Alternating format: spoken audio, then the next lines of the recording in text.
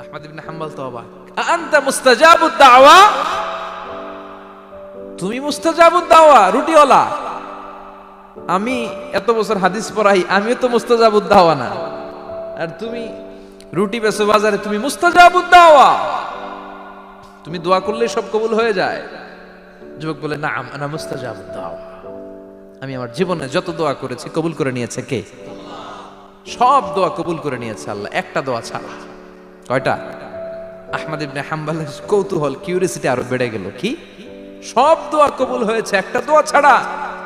মাযালিকা দোয়া ইয়া শাব, কি সেই দোয়া? যুবক এবার বলতে শুরু করলো, আমার জীবনে যে দোয়াটা আল্লাহ কবুল করে নাই সেটা হচ্ছে, আমি আল্লাহর কাছে অনেক চেয়েছি, অনেক দোয়া করেছি যে আল্লাহ, শুনেছি এই জামানার সবচেয়ে বড় মুহাদ্দিস, তার নাম নাকি ইমাম আহমদ ইবনে হাম্বল।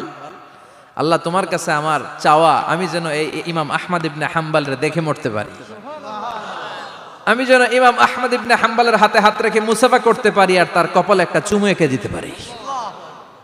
আহমদ ইবনে হাম্বল আবেগপ্রবণ হয়ে গেলেন, চোখের পানি ছেড়ে দিলেন, বললেন, যুবক, তোমার এই দোয়াটাও কবুল হয়ে গিয়েছে। আহমদ ইবনে হাম্বলের দেখার সাক্ষাৎ পাওয়ার জন্য আহমদ ইবনে হাম্বলের বাড়িতে তোমার যাওয়ার দরকার নাই, আহমদ ইবনে হাম্বল তোমার দরবারে ছুটে এসেছে।